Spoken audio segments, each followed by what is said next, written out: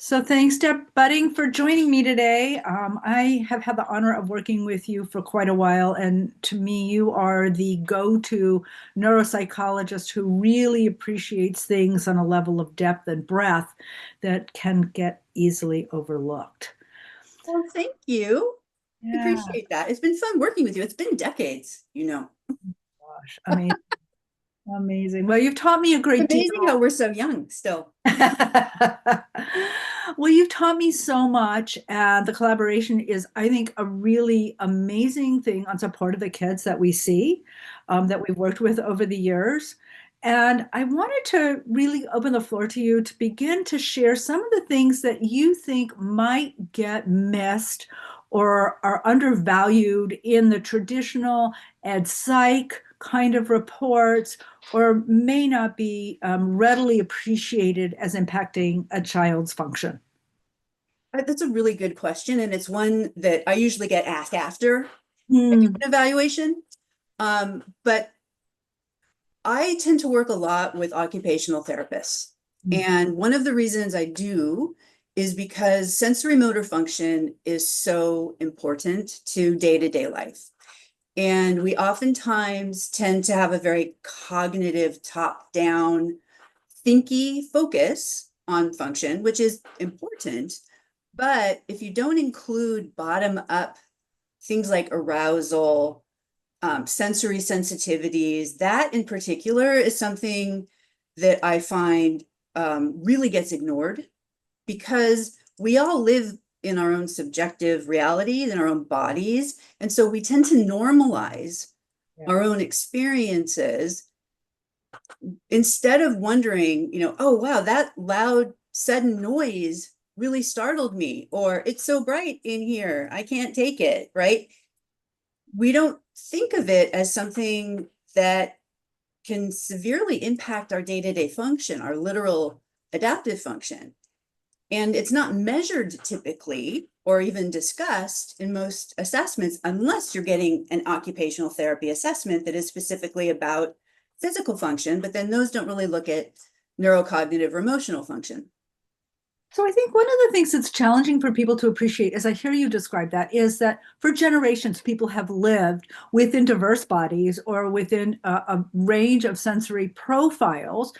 And, sort of the reason I think it may not come to people's awareness is like, I was fine. Like, why are you paying attention to it now? Right. So Right. maybe you can And speak to maybe that we a little weren't as fine as we thought, right? And it's also, I find when I'm using rating scales, bit.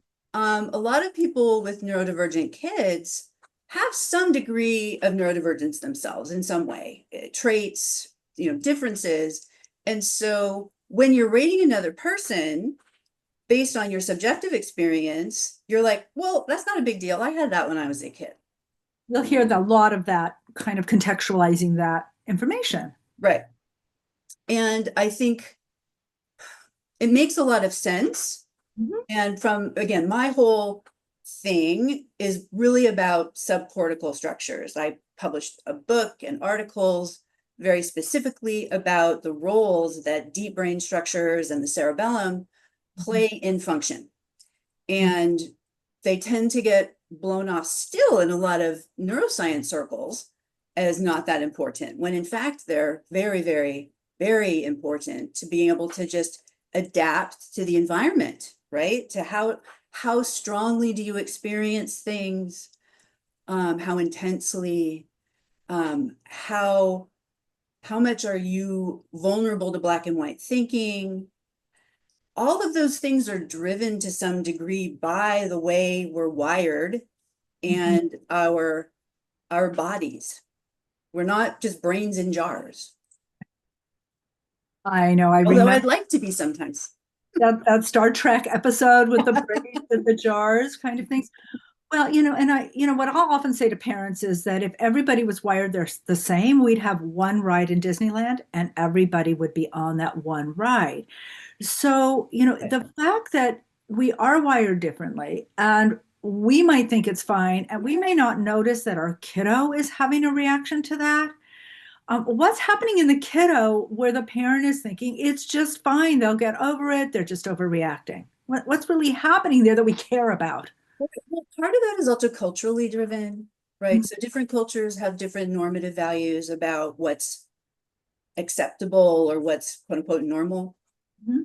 Um, so I think that we're very impacted by whatever cultural environment we're in, whether we're majority members of that culture or not, that larger culture still impacts what our, what our expectations are. And that can be the school environment as well, Mhm, mhm, mhm. both with teachers, other students. Um, how many kids do we see who do fine in a classroom environment, but then when they're in the more chaotic, unpredictable arena of the playground, Yep. where things are less controlled, how does that go?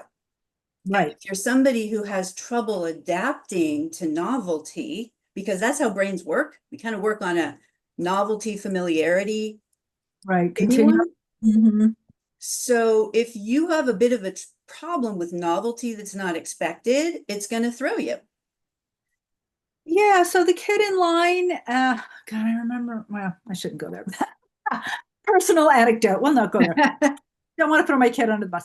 But the idea that, you see a kid who's standing in line for ice cream and they're falling on the floor upset because whatever, it's too hot, it's too loud, and somebody's too close to their body. And the parent grabs their arm and says, stand up, this is not okay. Obviously the parent is embarrassed by the child's behavior. When that correction is coming forward, what's happening in the child? Well, one of the things, there's a couple of terms of art that people throw around these days that probably parents should be attuned to. One of them is demand avoidance. I personally don't care for the term pathological demand avoidance because I don't care for the pathological part. I was actually interviewed by Thinking Person's Guide to Autism, the website, about that.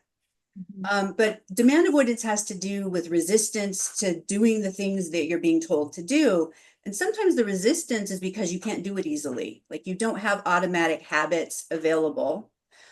Another thing, especially if people have a wiring that has sort of an ADHD component to it, is rejection sensitivity. Really big issues. And so with rejection sensitivity comes a way of experiencing any perceived criticism Mhm.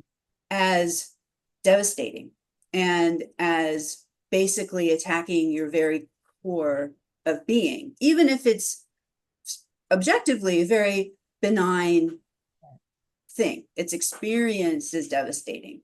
And that has sensory components to it as well. So some people tend to be kind of under responders and some people are more over responders, and a lot of times we're a mix of things. Like, haven't you seen kids who are running around, they like literally smack into a pole and go and keep going, and then somebody walks up and gently taps them on the back and they're screaming, Absolutely. Yeah. right? So that makes it hard, I think, for parents and other adults also to get a beat on how serious is this really. Right. What does it really mean? Right. Right, Are they right. How upset are they? are they looking for attention? Is this manipulative? Right. Right. And I think the other thing that's interesting is that, what strikes me too about this from another lens is the shame or the Absolutely. discredit your own internal voice or message. And there's so many of us walking around in this world that we're taught that, and that we want to teach our kids as parents that because we see it as functional. Right. And then we get into the place where we don't know how to honor ourselves, number one. And number two, we dampen down the awareness of our own emotional valence enough to use that. And we become more discontented because we're following rules and expectations of others that are discordant with what is going on inside of us. Does that feel Right. accurate to you too? Yeah. Well, also, I think one of the things that society can do if we're not careful is really gaslight us into discounting subjective experience. Mhm, mhm, mhm. And so when I'm working with people who are neurodivergent, which is mostly, mostly what I do, Yes. um, part of what I like to do is to make sure to say, if this is your experience, it's real.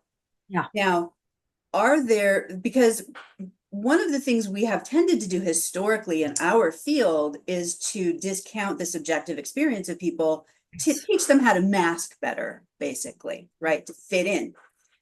And so I think we're getting better at not doing that and to honor what a person's actual subjective experience is, while also seeing if are there ways that we can make some adjustments to the environment so that it's experienced as less noxious. For example, I know a family where they have an agreement that they tend to keep the lights low. And if somebody wants to turn on the big light, they Mhm. ask everybody first. Yeah, so it's very respectful. Yeah, I want to turn the big light on. Okay. And then everybody who has kind of light sensitivities, right, has warning in advance. So it's not immediate fight, flight trigger, right? So there are things that people can do with each other that makes room for kind of individual differences without pathologizing and while respecting that there are differences. Because when you've got people who are wired differently in the same family, it can be really frustrating, right? Let's say you're somebody who loves to be spontaneous. Mhm, mhm, You mhm. know, I woke up today and I thought, I would love to go to the beach, right? But you already told your neurodivergent kid that you were going to be doing something else. Right. And then you've changed up the plans and then you don't understand why they're flipping out about it. Yeah, exactly. You like the beach. I've had people tell me, why doesn't my kid like broccoli all of a sudden? I'm like, it isn't about the broccoli. You said you were making asparagus, Mm. right? Bro, I They was don't hate prepared. broccoli. You They switched it hate up being on me. surprised. So what do you think the prevalence is of neurodivergent individuals within the population? Because I think there's this sense that um, we're really talking about an extreme end, and I tend to Mhm. think that it's a broader issue than just this It's a extreme. huge spectrum, literally. All of this talk I hear about the autism epidemic makes me roll my eyes Mhm. because everybody has a neurology and everybody has genetics and everybody has environment. And there are huge differences, certainly within the broad phenotype of autism, in terms of level of impact. And I think there's a tendency to focus either on the very low impact side of things or the very high impact side of things, and to not see it sort of in a more nuanced way. And one of our colleagues, Jessica Richards, has come up with this um, website. We can put a link in the bio if you want, but there's a little questionnaire that results in this really interesting kind of pie chart. It's sort of like a three-dimensional ball Lovely. looking at a bunch of different areas with differing levels of comfort and discomfort and how they intersect with things like sensory function and breaking that down a little more. There's interoception too. We think about vision, we think about hearing, we think about the main senses, but also a big issue for neurodivergent people is an internal sense of what's going on inside, So both important. physically and emotionally. A lot of times that connection isn't strong. Right. Right. It's a huge question, and that no one talked about that when you and I were going to school. No, How did we absolutely not. discover this notion of interoception, and how potent it is as a variable? How did that come to be? It's well, I think part of it is just that traditionally our training is very pathology oriented, Mm. right? It's very medical model. And again, I have cancer, I want that cancer cured, right? Yes. Yes. But neurodivergence isn't a disease. Thank you. I think that is so important because if again, the idea about if we all like the same thing, there'd be one ride in Disneyland, right? And the idea also that we wouldn't have athletes and musicians and scientists and people who love crafts, right? This fact that we have different strengths Right. and the idea about when does it become neurodivergence is problematic. I think that is like really maybe the fringes that we're playing with here. Well, a lot of it is really very culturally determined because what's considered divergent has to do with what's considered normal. Excellent point. And so society has in some ways changed, in some ways hasn't. But what one of the reasons we talk about things like autism being a moving disability to some degree is that the level of disability is often contextual, is can you do what you're being asked to do within that particular environment? Yeah. Yeah. And Yep. if you can't, then the question becomes, well, whose fault is that? And right, instead of, all right, how do we help this person be more comfortable?